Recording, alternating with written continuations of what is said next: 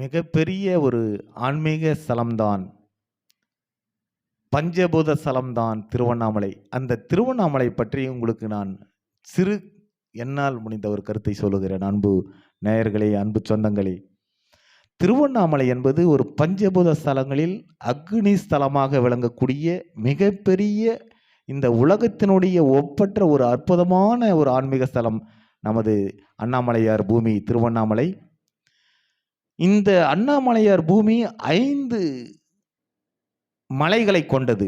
ஒவ்வொரு மலைக்கும் ஒவ்வொரு சிறப்பு உண்டு. அன்பு சொந்தங்களே, இது உங்களுக்கு நான் தெரியப்படுத்த வேண்டும். ஏன்னா நிறைய பேர் இந்த திருவண்ணாமலை பற்றி உங்களுக்கு சிலருக்கு தெரியாமல் இருக்கலாம். அதனால் இந்த திருவண்ணாமலை என்பது ஒரு பஞ்சபூத மலை, 5 மலைகளை கொண்டது.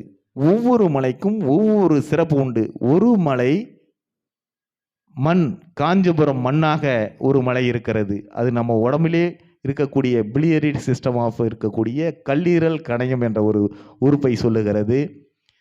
ஒரு மலை காற்று காலஸ்ரீ, அதான் நம்ம ரெஸ்பிரேட்டரி சிஸ்டம், மூச்சு மண்டலம், அந்த மூச்சு மண்டலத்தை குறிக்கும் ஒரு மலையாக திருவண்ணாமலை மலை இருக்கிறது. இன்னொரு மலை அக்னி தீபமலை, அதுதான் திருவண்ணாமலை. கார்த்திகை தீபத்தை ஏற்றக்கூடிய ஒரு அற்புத உன்னத மலை தான் திருவண்ணாமலை, அக்னி தீபமலை. நம்ம உடம்பில் இருக்கக்கூடிய டைஜஸ்டிவ் சிஸ்டம், நம்ம சாப்பிட்ற சாப்பாட்டை அக்னியால் எசிசியல் ஆசிட் செக்ரீஷன் ஆகி அது மூலமா கரைத்து கூழாக்கி வெளியே அனுப்பக்கூடிய ஒரு செயலை தீபமலையான் அண்ணாமலையார் என்ற ஒரு சிவன் செய்யக்கூடிய ஒரு செயல். இன்னொரு மலை லிம்பேட்டிக் சிஸ்டம், நீர் திருவானைக்காவல், நம்ம உடம்புல ஓடக்கூடிய பிளட் அண்ட் லிம்பு, இதை குறிக்கக்கூடிய ஒரு மலையாக நீர் திருவானைக்காவல் இருக்கிறது. இன்னொரு மலை தான் ஆகாயம் Chidambaram, head of the department. ஆக இந்த 5 மலைகளும் ஓராங்கே கொண்ட மலைதான் திருவண்ணாமலை. உலகத்தில் உள்ள அனைத்து சிவன் தலங்களிலும் சென்ற ஒரு பாக்கியம் நினைத்தாலே முக்தி தரும் என்பது சொல்லுக்கேற்ற, நீங்க நினைத்த திருவண்ணாமலை அண்ணாமலையை நினைச்சினாவே உங்களுக்கு முக்தி கண்டிப்பாக கிடைக்கும். அப்பேற்பட்ட ஒரு சிவன் நம்ம திருவண்ணாமலையிலே பாதம் பட்டாலே உங்களுக்கு அனைத்து வியாதிகளும் தீரும் என்பதை எந்த ஒரு ஐயமும் இல்லை, மாற்று கருத்தும் இல்லை. அன்பு சொந்தங்களே, அதே மாதிரி திருவண்ணாமலையை சுற்றி கிரிவலம் பாதை இருக்கிறது. அந்த கிரிவல பாதையிலே 9 லிங்கங்கள் இருக்கிறது. முதல் லிங்கமாக இந்திரலிங்கம் இருக்கிறது, 2வது லிங்கமாக அக்னிலிங்கம் இருக்கிறது, 3வது லிங்கமாக யமலிங்கம் இருக்கிறது, 4வது லிங்கமாக நிருதிலிங்கம் இருக்கிறது, 5வது லிங்கமாக வருணலிங்கம், 6வது வாயுலிங்கம், சந்திரலிங்கம், குபேரலிங்கம், ஈசானிலிங்கம். மொத்தம் 9 திசைக்கும் 9 லிங்கங்களாக கடவுள் அவதரித்து ஒரு நமக்கு நம்ம உடம்புல இருக்கக்கூடிய கடவுள் நேரடி பாருங்க எப்படி கனெக்ஷன் கொடுத்துருக்காரு பாருங்க. நம்ம உடம்புல இருக்கக்கூடிய 9 துவாரங்கள் தான். கண்ணு 2, காது 2, 4, மூக்கு 2, 6, வாய் 1, 7, ஜனன துவாரம் 8, மல துவாரம், மூலாதாரம், அதுதான் அந்த துவாரம். மொத்தம் 9 துவாரங்கள் மூலயமா 1000 துவாரங்கள் இருந்தாலும், லட்சம் துவாரங்கள் இருந்தாலும், இந்த 9 துவாரங்கள் மூலயமாக மட்டுமே இந்த நல்லது கெட்டது மூச்சு காடு எல்லாமே உள்ள போகும், வெளியே வரும். ஆக இந்த 9 லிங்கங்கள் தான் 9 துவாரங்களாக நம்ம கடவுள் நம்ம உடம்பிலே படைத்துள்ளார் என்பதில் எந்த ஒரு மாறுபட்ட கருத்துமே இல்லை.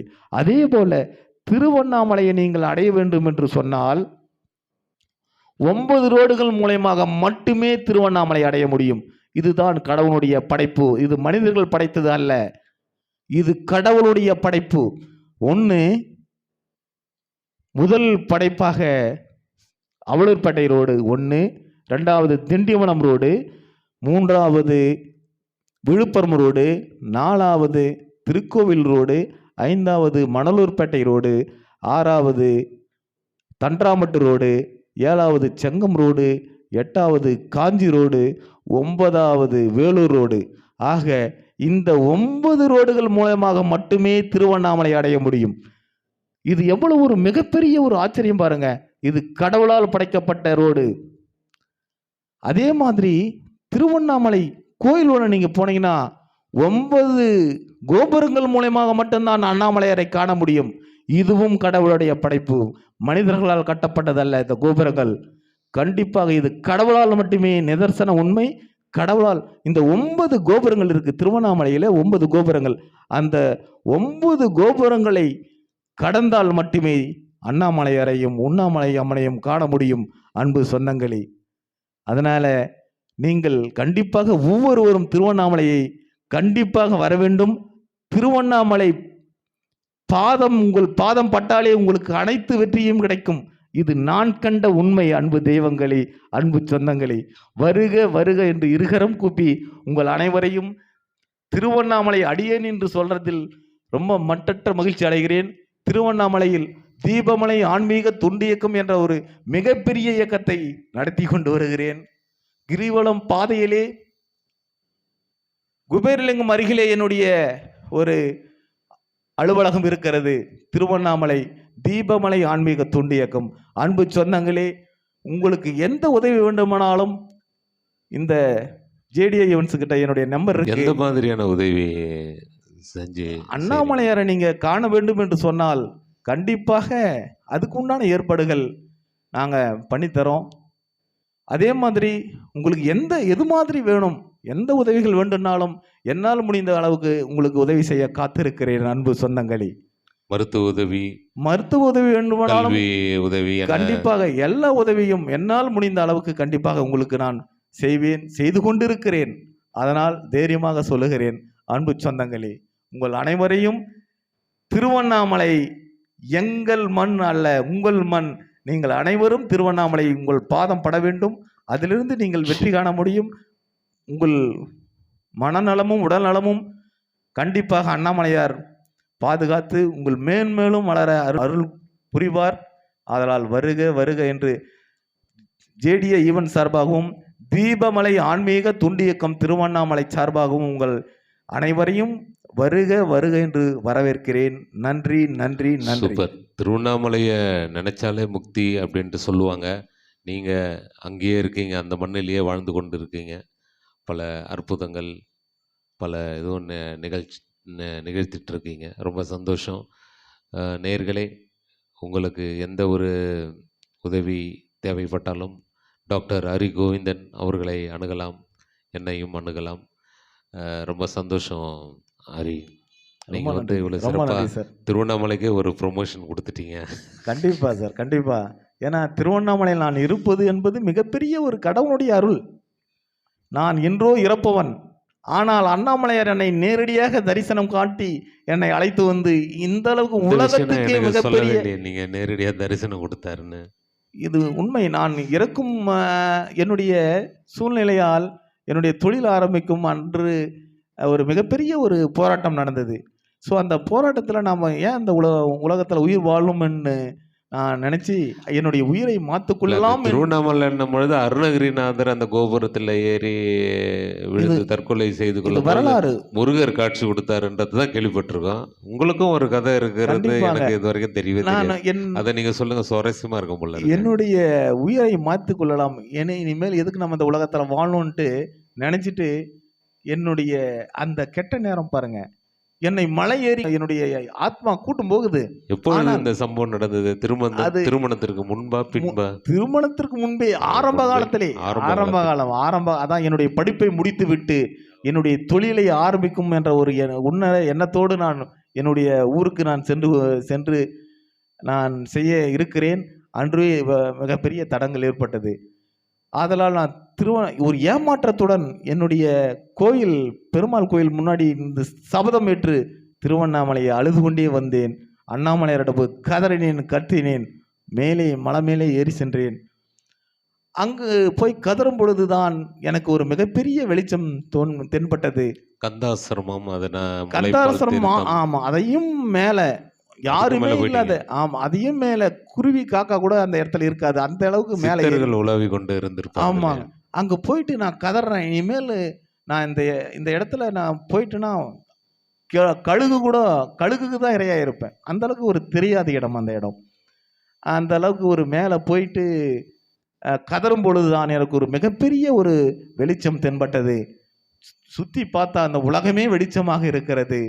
ஏன் மகனே இங்கு வந்து கதறுகிறாய்? நான் இருக்கிறேன் என்று ஒரு உன்னத குரல் எனக்கு கேட்ட மாதிரி ஒரு ஒரு ஆத்மா உடனே ஒரு கைத்தாங்கலாக என்னை அழைத்து கீழே வந்து கொண்டிருக்கிறது. அதை நான் உண்மையாகவே என்னுடைய கண்களால் பார்க்க முடிந்தது என்று நான் சொல்லலாம். அப்படியே மலை சுத்தினேன். மலை சுற்றி முதலில் என்னுடைய தொழிலை திருவண்ணாமலை அண்ணாமலையார்கிட்ட நான் ஆரம்பித்து நான் என்னுடைய ட்ரீட்மெண்ட் ஸ்டார்ட் பண்ணி ஒரு ஆனாய்ப்புறந்தான் அப்படின்ற ஒரு வில்லேஜில் என்னுடைய முதல் ட்ரீட்மெண்ட் ஸ்டார்ட் பண்ணுறார். ராஜமாணிக்கம் அவர் பேர். என்னுடைய வாழ்நாளில் மறக்க முடியாது. அவருக்கு நான் ட்ரீட்மெண்ட் கொடுத்துட்டு மெடிசன்லாம் கொடுத்துட்டு அவர் போயிட்டு ரூபாய் எடுத்துகிட்டு வரேன்னு போயிட்டு 5 கோழி முட்டையோடு வருகிறார். அன்பு சொந்தங்கள், இதெல்லாம் நான் உங்ககிட்ட நான் தெளிவுபடுத்த விரும்புகிறேன். பண்டமாற்ற முறை. ஆமாம், 5 கோழி முட்டையை அந்த டைமில் எடுத்துகிட்டு வந்து கொடுக்குறார். நான் ஐயா நான் வெஜ்ஜு தான் ஐயா, நான் நான்வெஜ்லாம் சாப்பிட்றதில்ல, அதனால் எனக்கு கோழி முட்டை சாமி என்கிட்ட தான் இதாக இருக்குது, நீங்கள் வந்து வேறு என்கிட்ட எதுவுமே இல்லைன்னாரு. பரவாயில்ல அப்படின்ட்டு அந்த 5 முட்டையை கையில் வாங்கி ஏந்தி அந்த அண்ணாமலையார்கிட்ட மலைகிட்ட காமிச்சிட்டு, ஆண்டவா முதலில் என்னுடைய தொழிலை ஆரம்பிக்கின்றேன், உங்கள்கிட்ட பூஜை போட்டு வந்து ஆரம்பிக்கின்றேன், முதலில் எனக்கு 5 கோழி முட்டைகளை கொடுக்கிறாயே ஆண்டவான்னு சொல்லிட்டு படிக்கும் பொழுது முட்டை வாங்கினால்தான் தவறு.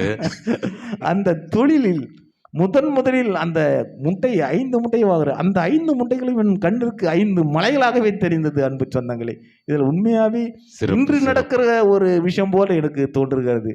அதே மாதிரி இந்த சுத்துப்பட்டி மக்கள் கிட்டத்தட்ட ஒரு 50 கிராமங்கள் ஹரியை தெரியாத ஆளே கிடையாது என்ற அளவுக்கு இந்த உலகத்திலே நான் பிரகாசமாக ஒளிர்விட்டு கொண்டிருக்கிறேன். அன்பு சொந்தங்களே, இன்று அந்த என்னுடைய மக்கள் மட்டுமல்ல, திருவண்ணாமலை மட்டுமல்ல, உலக மக்களே வேந்து பார்க்கும் அளவுக்கு ஆண்டவன் எனக்கு கருணை காமித்து கொண்டிருக்கிறார், கருணை காட்டியுள்ளார். அன்பு சொந்தங்களே என்பதில் உங்களிடம் தெரிவித்துக் கொள்கிறேன். மற்றற்ற மகிழ்ச்சி அடைகிறேன் உங்கள் மூலமாக. அது என்னவோ உண்மைதான். ஏன்னா நீங்கள் தற்பெருமைக்காக சொல்லலை, ஏன்னா நான் கண்கூட பார்த்துருக்கேன். அந்த வழியில் நடந்து செல்லும் போது எதிர்ப்படும் மக்கள் எல்லாம் ஒரு அன்பு வந்து உங்கள் மேலே செலுத்துறதை கண்கூட கண்டது எனக்கு ரொம்ப மிகப்பெரிய வியப்பு தான். மறுபடியும் சொல்வது அதுதான், உங்களுடைய தொண்டு தொடரட்டும். நன்றி ஜி, நன்றி நன்றி நன்றி. தேங்க்யூ. மகிழ்ச்சி.